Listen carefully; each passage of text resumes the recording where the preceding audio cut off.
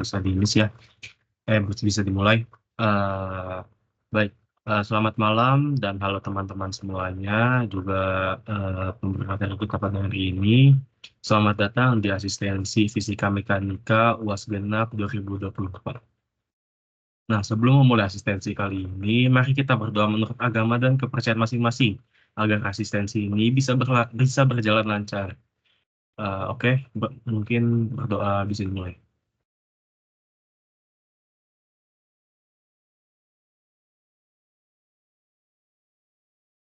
Baik, berdoa dicukupkan.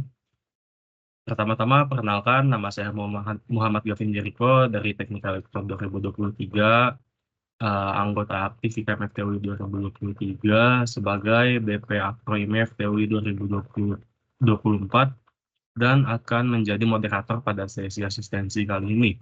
Asistensi fisika mekanika pada hari ini akan diisi oleh Kevin sebagai pemateri untuk asistensi kali ini. Terima kasih kepada Kevin yang sudah bersedia meluangkan waktunya untuk menjadi pemberi materi.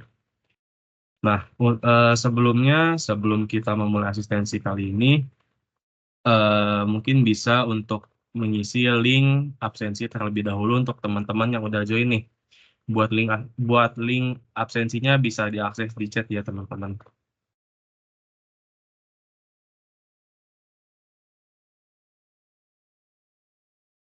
Nah, link absensinya udah ada di chat. Lalu mungkin sebelum mulai asistensinya teman-teman bisa isi absensinya dulu ya teman-teman. Bakal ditunggu.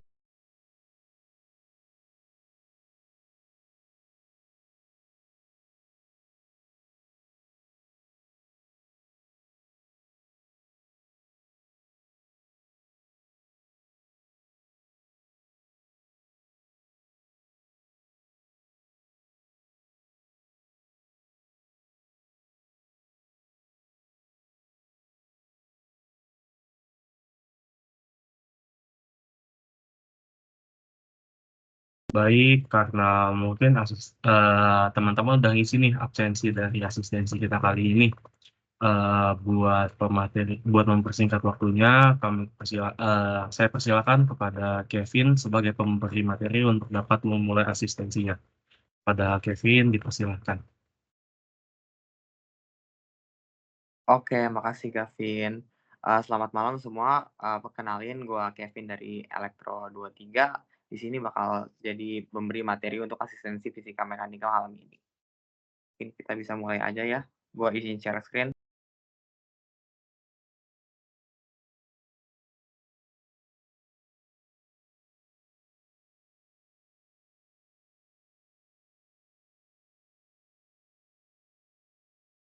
Oke, apakah udah terlihat ya share screen-nya? Sudah, Kev. Oke, mungkin kita pertama bahas soal dari UAS tahun lalu dulu. Pertama soalnya, sebuah papan loncat sepanjang 3 meter ditopang pada titik tumpu yang terletak 1 meter dari ujung papan, dan seorang atlet dengan berat 500 Newton berdiri di ujung bebas. Papan loncat tersebut memiliki penampang yang seragam dan beratnya 280 Newton.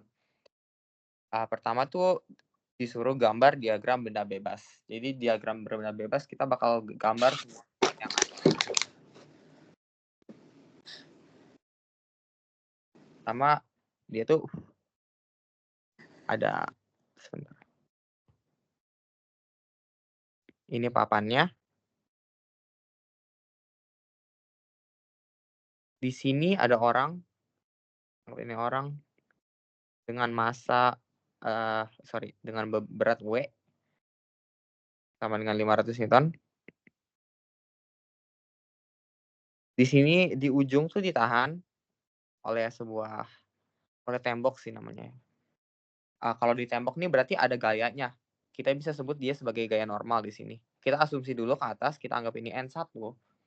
Di penopangnya juga ada lagi gaya normal N2, dan juga papannya juga punya berat. Jadi kita bisa gambar kayak satu lagi, ini W sama dengan 280 Newton. Ini diagram beban bebasnya. Oke, terus kedua, gaya pada papan di titik tumpu dan gaya pada papan di ujung kiri. Kita B dan C sekaligus ya. Gaya pada papan di titik tumpu berarti N2 sama N1 yang ditanya. Buat ngesain ini merupakan soal statika. Dan kebetulan di sini tuh ada torsi yang terjadi gara-gara bebannya tuh bisa berotasi dan ditahan oleh beberapa gaya. Jadi kita bisa menulis dua persamaan. Yang pertama adalah sigma F sama dengan 0. Yang kedua, sigma tau sama dengan 0. Pertama kita analisis torsi dulu di sini. Sigma tau sama dengan 0. Kita tuh harus ngambil satu titik tumpu buat jadi acuan analisis kita. Sebenarnya terserah di mana, tapi kebetulan di sini tuh gue bakal ngambil titik tumpunya di sini. Biar sebenarnya biar jaraknya gampang aja sih. Jadi kita lihat dulu ada gaya apa aja sih sama jaraknya berapa. Karena kita perlu jaraknya. Ini 1 meter. Ini tuh 2 meter. Ini dari soalnya ya. Dari soalnya. Dan ini kan masanya papannya ada bebannya juga ya. Dan titik beratnya untuk papan yang seragam kayak gini tentunya di 1,5 jaraknya. 1,5 meter. Berarti sigma tau sama dengan 0. Kita bisa lihat kalau di sini N2 itu nariknya ke atas atau berlawanan jarum jam. Jadi kita bisa tulis N2 dikali 1 meter sama dengan, nah sekarang yang arahnya kebalikan yaitu si W sama si W papan sama si W orang, dia arahnya searah jarum jam. Kalau yang W papan jaraknya 1,5 dikali 280 ditambah 2 jaraknya yang orang dikali 500. Jadi kita dapat N2-nya sama dengan ini 420 ditambah 1500 atau 1920 Newton. Ini buat N2. Buat N1 berarti kita bisa pakai persamaan yang kedua. Sigma F sama dengan 0. Sigma F sama dengan 0. Berarti kita tinjau semua gaya di sini ya. Dan di sini kita analisisnya di sumbu Y ya. Gara-gara kan gayanya cuma ada di sumbu Y doang. Di sini ada yang ke atas dan ada yang ke bawah. Asumsi yang ke atas itu N1 ditambah N2 itu ke atas. Sama dengan gaya yang ke bawah itu W plus W orang. Berarti 280 ditambah 500. Tadi kita udah dapetin kalau N2-nya itu 1920, berarti N1 plus 1920 sama dengan 280 per 500. Kalau kita dapat hasilnya N1 negatif 140 Newton. Nah, kita kan dapatnya negatif ya. Sebenarnya itu nggak apa-apa. Artinya asumsi kita di awal, kalau si gayanya ini naik itu salah. Ini salah. Sebenarnya gayanya tuh ke bawah. Jadi, kalau kita gambar tuh gayanya sebenarnya ke bawah. Dan itu nggak masalah, gara-gara kan ini kan kayak semacam sebuah tembok ya. Jadi dia bisa narik ke atas, bisa narik ke bawah juga. Jadi artinya N1-nya itu nahan dia buat ke bawah. Oke, sekiranya itu buat nomor 1. Kira-kira ada pertanyaan atau enggak? Atau bisa dilanjut ke nomor 2?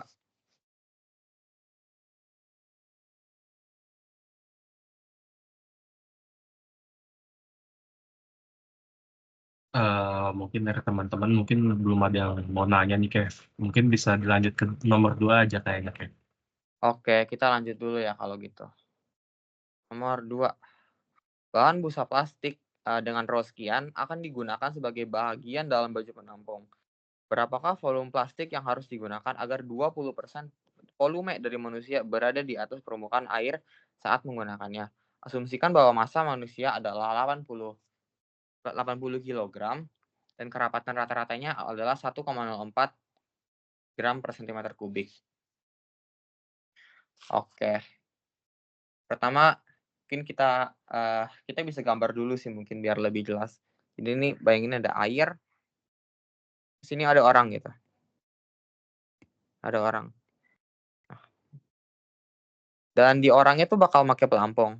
Misalnya gini pelampung gitu. Sebentar, mungkin bisa dikebawahin dikit. Nah, kalau ada pelampung, yang orangnya pakai biar ngampung. Jadi ini kan ini ya hukum Archimedes ya. Kita punya F A sama dengan rho air dikali G dikali V displacement. atau V yang hilang gitu istilahnya biasanya. V yang digeser lah oleh bendanya. Kita juga bisa ngebikin persamaan di sini. Persamaannya sigma F sama dengan 0. Kenapa? Gara-gara di sini kan agar 20% volume dari manusia berada di atas permukaan air. Jadi dia ngambang ya. Jadi 20%-nya ngambang, artinya kan nggak bergerak atau sigma F sama dengan 0. Kita bisa lihat ada apa aja sih gaya yang bekerja di sini. Pertama, ada massa orang kan, ada massa orang. Kita bisa bilang W orang. Ada massa plastik juga. Plastiknya juga punya massa. W plastik. Nah, dan yang menahan dia ke atas apa? Ada gaya Archimedes tersebut ada 2. Ada F orang dan ada yang dari plastik, ya F plastik. Jadi kita bisa tulis persamaan hukum Newton ke-1 yaitu W plastik ditambah W orang sama dengan F plastik ditambah F orang. Oke. Kita bisa tulis ya. Kalau W plastiknya, kita bisa anggap plastiknya tuh bermassa MP, M plastik, dan massa orangnya tuh MO sama dengan tadi berapa? 80 kg. Kita bisa tulis MP, massa plastik dikali gravitasi, ditambah massa orang, dikali gravitasi, sama dengan FP. FP berarti, apa namanya, rho air dikali G, dikali V yang digantikan oleh air, oleh plastik. Kita bisa bilang dia itu VP atau V plastik. Ditambah rho air dikali G, dikali V orang. Nah, V orangnya tadi kita tahu kalau V orangnya tuh dia pengen agar 20% dari manusia berada di atas permukaan air. Artinya V orang itu 80% dari volume orang. Atau tapi di sini kita belum tahu volumenya berapa, tapi kita tahunya tuh massanya sama massa jenisnya. Ya artinya kita bisa cari nilai massanya berapa. Pertama, ini kan kilogram ya satuannya, dan ini gram ya. Mungkin kita ubah dulu biar sama. Dengan 1,4 gram per cm kubik, kita ubah ke kilogram per meter kubik, kita kali 1000. Berarti 1040 kilogram per meter kubik. Berarti buat dapetinnya, tinggal massanya dibagi beratnya. Berarti kita dapat V orang dengan M pro sama dengan 80 dibagi 1400. 1040, sorry. Berarti kita bisa lanjutin persamaan ini. Pertama G-nya di sini kan ada G semuanya. Kita bisa coret G-nya. Nah, terus massa plastik gimana kalau massa plastik? Buat massa plastik ini sebenarnya kita bisa nyatain juga di dalam volume. Gara-gara kan kita yang ditanya tuh volume plastiknya. Jadi kita bisa nyatakan massa plastik dalam volume. Sama juga berarti M plastik sama dengan rho dikali V plastik. Sama kita ubah dulu ini ke dalam satuan kilogram per meter kubik, jadi 580 kali Vp. Nah, kita udah dapat semuanya. Sekarang semua persamaan ini udah di dalam bentuk Vp, artinya kita bisa selesain. Berarti kita dapat itu MP itu 580 Vp ditambah massa orang. Massa orang yaitu 80 sama dengan rho air. Rho air itu 1000 ya. Rho air 1000 dalam kurung, gue masukin ke dalam Vp itu V plastik yang kita tanya, ditambah tadi ini V orang itu berarti 0,8 dikali 80 per 1040. Kita dapat, kita selesain persamaannya 1000 Vp plus 61,5. Mungkin kalau dihitung sama dengan 580 Vp ditambah 80. Sorry, ini kebalik ya. Bentar. Ini gue nulisnya agak kebalik, sorry. Gak apa-apa deh. Terus buat nyelesain persamaannya, kita tinggal kurangin Vp-nya. Kita dapat 420 Vp sama dengan 18,5. Vp sama dengan kurang lebih 0,044 meter kubik. Jadi kita perlu VP sebanyak ini buat menampung orang 80% dari badannya. Oke, mungkin segitu buat nomor 2. Kalau nggak ada pertanyaan, gue mungkin lanjut ke nomor 3 dulu ya.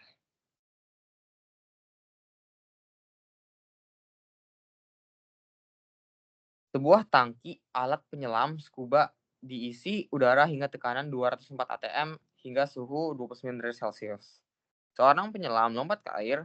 Setelah beberapa saat di permukaan air, dia memeriksa tekanan pada tangki yang menunjukkan tekanan hanya 191 atm. Anggap si penyelam menghirup sedikit sekali udara di tangki sehingga masanya dapat diabaikan. Berapakah suhu air pada saat itu?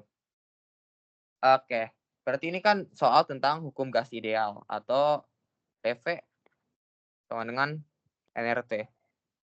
Dan di sini itu ada 2 kondisi ya. Kondisi awalnya, mungkin yang awal mungkin di atas mungkin ya. Di sini tuh dia T-nya 204 atm dan T-nya 29 derajat atau dalam Kelvin itu berarti 302 Kelvin. Terus diturun sampai sini misalnya P-nya berubah. Sekarang P-nya itu jadi 191 atm. Dan T-nya itu, nah T-nya ditanya. Dibilang kalau si penyelam menghirup sedikit sekali udara di tangki. Alias sedikit sekali udara artinya si N ini nggak berubah. Dan juga kan ini kan tangki ya, artinya V-nya tuh juga konstan. V-nya konstan dan N-nya juga konstan. Kita bisa langsung bikin persamaan PV sama dengan NRT. Karena yang lainnya konstan, kita bisa tulis kayak gini. Jadi T sama dengan PV per NR. Nah, buat 1 berarti T1 sama dengan P1 V dikali NR. Dan T2 sama dengan P2 P dikali NR. Nah, kita bisa nyelesain ini pakai perbandingan. Buat nentuin T2-nya berapa. Ini kan berarti T1, ini T2. Ini P1, ini P2.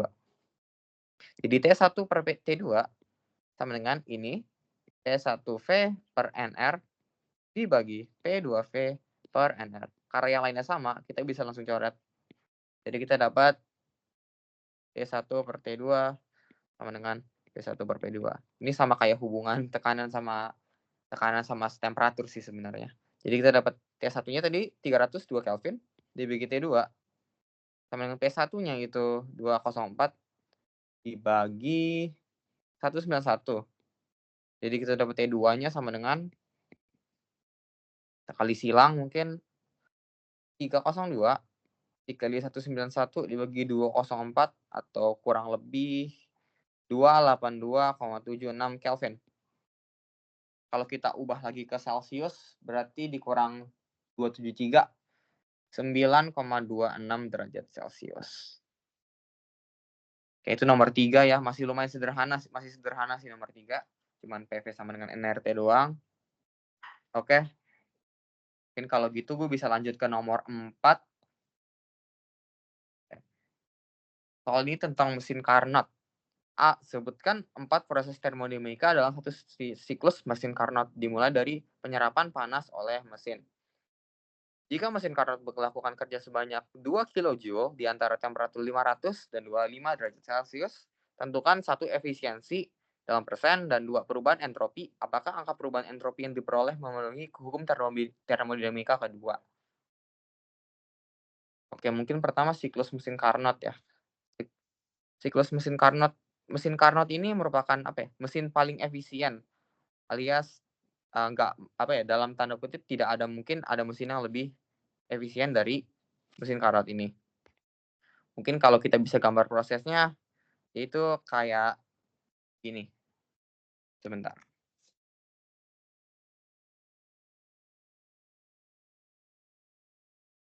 Ya,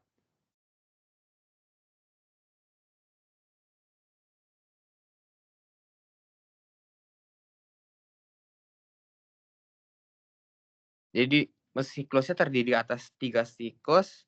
Hal ini P, ini V. Arahnya kayak gini.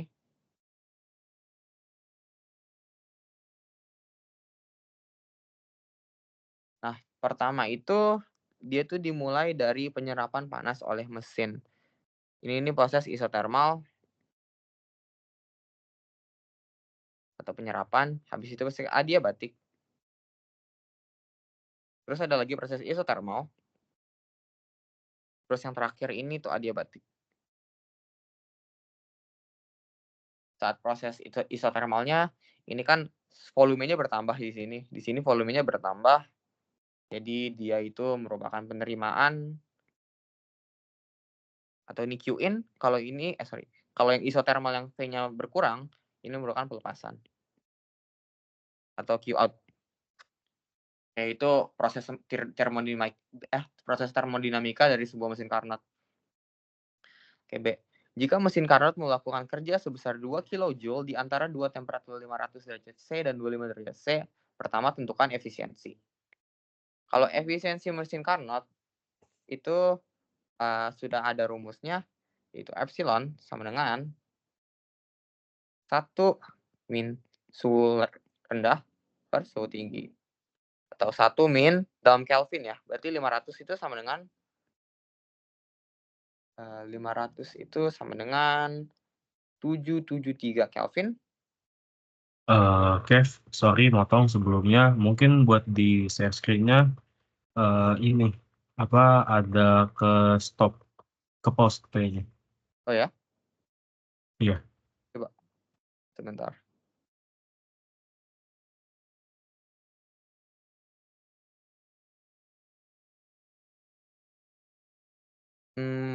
Masih nggak, Vin? Atau coba.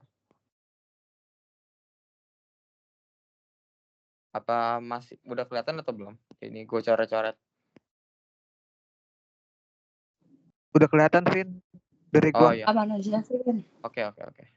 Oke, mungkin tadi agak ada sesuatu mungkin. Oke, epsilon ya. Mungkin persamaannya apa istilah buat efisiensi atau eta sih. Gue nggak tahu kenapa epsilon sebenarnya. Terus kalau 25 derajat C itu kurang lebih 298 Kelvin. Berarti 1 per yang rendah dibagi yang tinggi. Hasilnya kalau dihitung 0,614 atau epsilon sama dengan 61,4%. Nah, terus perubahan entropi yang terjadi. Kalau entropi itu kita cuma bisa mengukur perubahannya ya. Jadi kita ngitung pertama delta S itu sama dengan Q per T. Nah, kita kan ada 2 kondisi ya. Pertama di mana dia menerima dan dia melepas. Atau Q high sama Q low. Berarti kita bisa ngambil 2 titik entropi. Delta S yang pertama yang high, delta SH mungkin. Berarti itu Q high per T high. Dan delta S low dengan Q low per T low. Dan perubahan entropinya kan berarti kan yang akhir dikulang yang awal. Yang akhir kan berarti delta S low gara-gara kondisi akhirnya itu delta S low dan habis itu kondisi awalnya delta S high. Berarti kita dapat delta S sama dengan delta S low dikurang delta S high. Nah, kita bisa nyari Q-nya sekarang. Kalau menurut mesin Carnot ini, berarti kerja yang dilakukan itu kan kerja yang dilakukan W sama dengan perbedaan dari kedua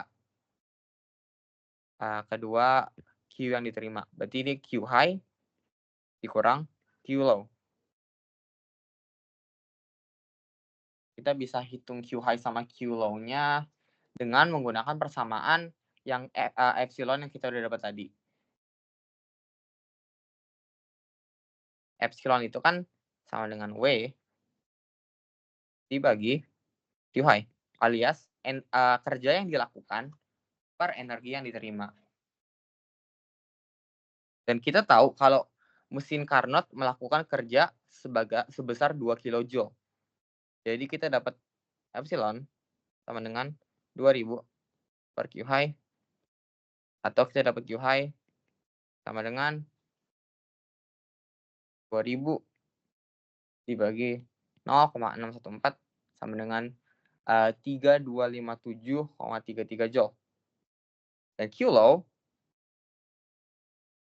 itu tinggal sama dengan Q high dikurang W.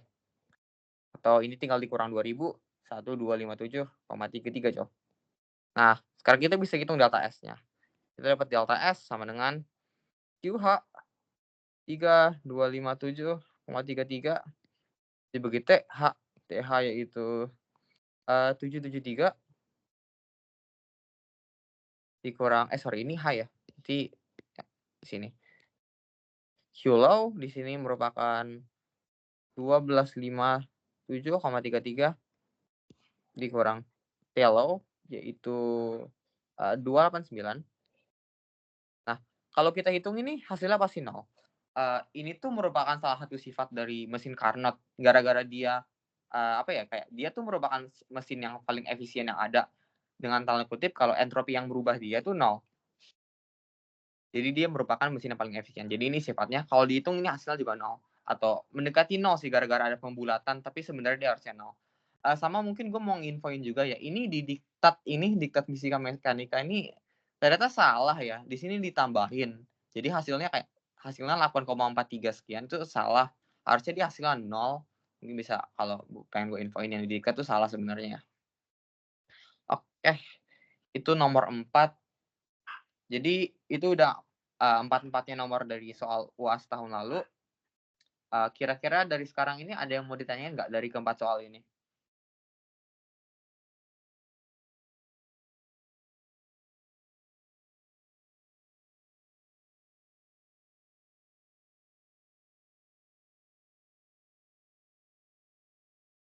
Oke, kalau nggak ada, mungkin gara-gara masih sebentar waktunya, gue nambah lagi 2 soal sih sebenarnya.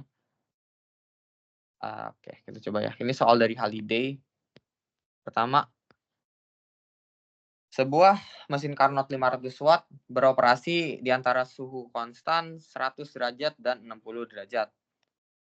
What is the rate at which energy, seberapa cepat energi diambil ke mesin S sebagai panas atau ini Q in berarti dan exhausted by the engine as heat dan work-nya berarti di sini. Q low-nya maksudnya. Oke, kita bisa lihat kalau dia sebuah mesin Carnot ya.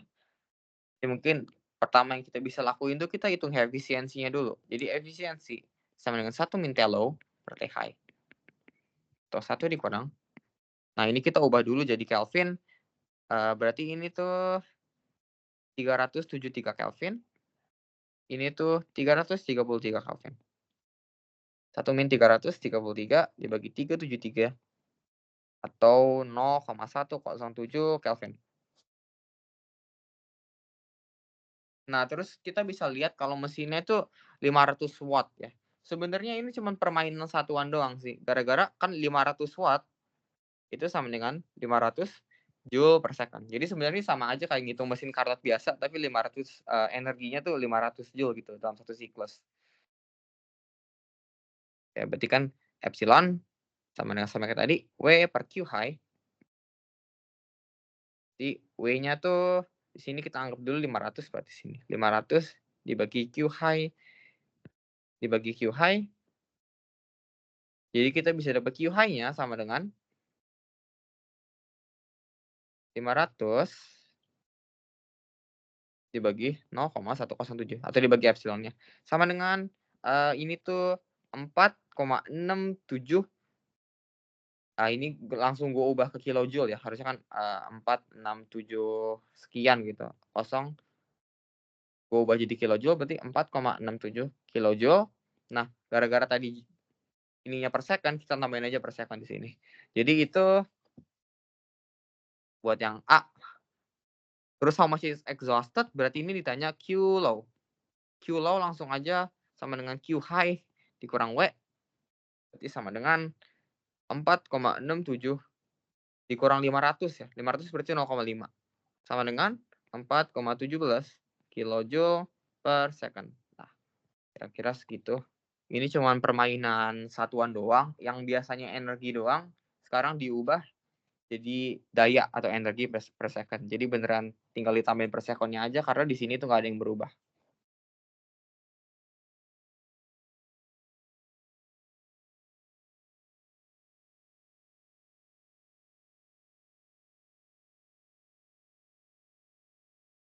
Oke, mungkin kita lanjut buat yang nomor setelahnya. Temperatur dari 3 mol gas ideal diatomik ditambah sebesar 40 derajat Celcius tanpa tekanannya berubah. Molekul di dalamnya berotasi tapi tidak berosilasi. A. Seberapa banyak energi yang ditransfer kepada gas dalam panas? B. Seberapa besar perubahan energi internal dari gas? C. Seberapa banyak kerja yang dilakukan oleh gas? Dan D. Seberapa besar energi rotasi kinetik energi tersebut bertambah? Oke, mungkin yang A. Seberapa besar energi ditransfer ke gas sebagai panas? Mungkin yang A itu A sama dengan, jadi kita bisa langsung aja pakai. Q sama dengan NCP delta T. N-nya berarti di sini molnya, ini 3. CP buat gas diatomik itu 7/2. Dan delta T-nya berarti di sini 40. Kita langsung aja 3 dikali 7/2 dikali R-nya jangan lupa 8,31 dikali 40. Hasilnya 349 joule kurang lebih. Kita tulis aja 349 kali kilojoule. B. Seberapa besar perubahan energi internal dari gas? Kalau perubahan energi internal berarti NCV delta T. NCV delta T tinggal dikurang 1, tadi 7/2 dikurang 1, sekarang 5/2. Jadi 5/2 R. Jadi sama dengan 3 dikali 5/2 dikali 8,31 dikali 40 sama dengan 2,49 kilojoule. C. What is the change in internal energy? Berapa perubahan internal energi? Itu B ya. C. How much work is done? Seberapa besar kerja yang dilakukan? Berarti kan kita bisa langsung pakai aja delta U sama dengan Q min W. Atau ini delta E int ya sini. Delta E int sama Q min W. Jadi kita dapat W sama dengan Q min E sama dengan 349 kilojoule dikurang 249 kilojoule atau ya kurang lebih 1000 sih atau 1 kilojoule. Kurang lebih 1 kilojoule. Ini buat yang C. Dan yang D. Yang D mungkin soalnya ini agak aneh. How much does the rotational energy, kinetic energy of the gas increase?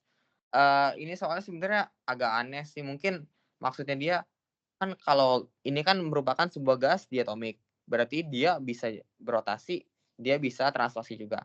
Kalau gas yang cuma translasi, itu nama gasnya monoatomik. Nah, perbedaannya apa? Dia tuh di CV-nya ini 3/2. Berarti kita bisa asumsi kalau delta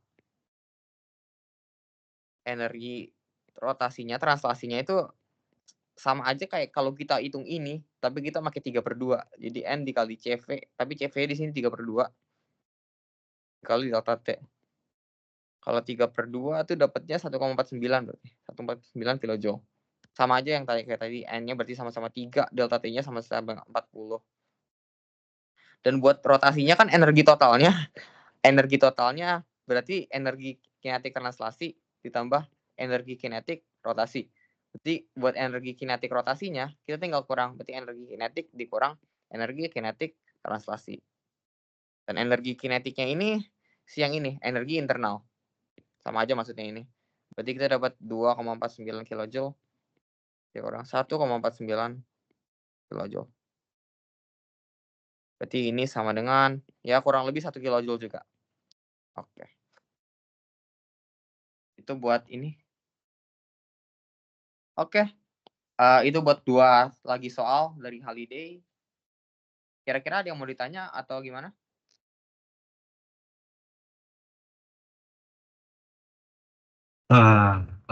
Sorry Kev, mungkin motong.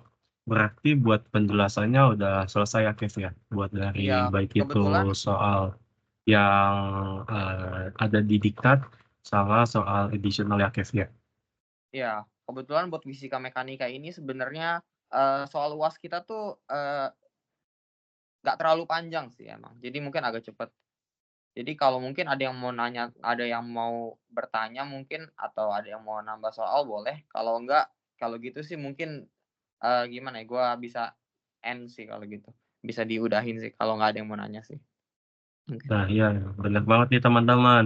Kalau misalkan ada yang mau nanya terkait soal yang dibahas sama Kevin tadi, atau mungkin ada teman-teman nih yang mungkin ada soal yang teman-teman kerjain cuman belum bisa dan mau ditanyain ke Kevin itu boleh banget. Nah, tapi sebelum itu sekali lagi gue mau ngingetin buat isi lagi ini ya absensinya. Jadi teman-teman bisa absensi di link yang gue kirim berikut ini. Oke, jadi buat teman-teman yang mau bertanya terkait soal yang udah dibahas tadi, ataupun materi, ataupun teman-teman ada yang mau request pembahasan soal, bisa banget raise hand atau langsung on mic ya teman-teman. Atau mungkin kalau misalkan ada yang malu-malu bisa lewat chat. Makasih.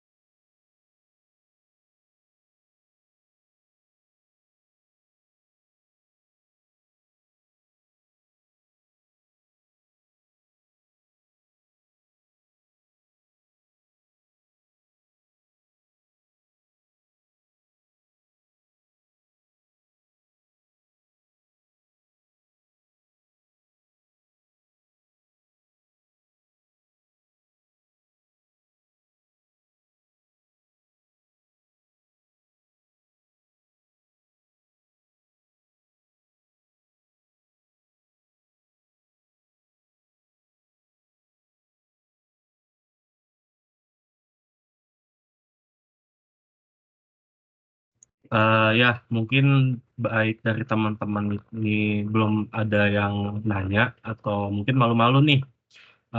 Jadi mungkin buat sesi Q&A ini bisa diselesaikan aja.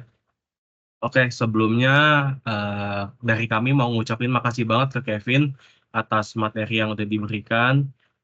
Terima kasih Kevin atas insight-nya mengenai buat UAS fisika mekanika nanti. Lalu diingetin lagi nih buat teman-teman yang belum isi absensi, dimohon buat isi absensinya ya teman-teman ya. Habis itu bahwa diktat UAS genap nih bisa dicek di Linktree Akpro juga diktat tahun-tahun sebelumnya nih teman-teman. Juga buat rekaman asistensi kali ini tuh bisa ditonton lagi nih teman-teman di MS Teams dan di Linktree Akpro. Dan available-nya tuh maksimal H+1 dari hari ini. Akhir kata, makasih lagi kepada teman-teman, juga kepada Kevin atas waktu eh, yang diberikan, terlebih lagi kepada Kevin atas ilmu yang diberikan eh, pada asistensi hari ini. Nah, buat menutup sesi asistensi kali ini, mari kita berdoa bersama-sama. Berdoa dimulai.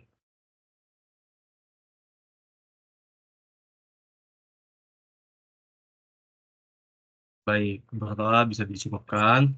Lalu, akhir kata, makasih banyak buat teman-teman semua dan selamat menjalankan pekan UAS.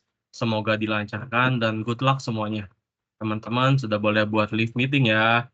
Makasih. Lalu juga kalau misalkan ada teman-teman nih yang mau nanya terkait soal fisika mekanika, bisa chat dari kami aktor sendiri atau bisa chat kepada Kevin ya. Terima kasih.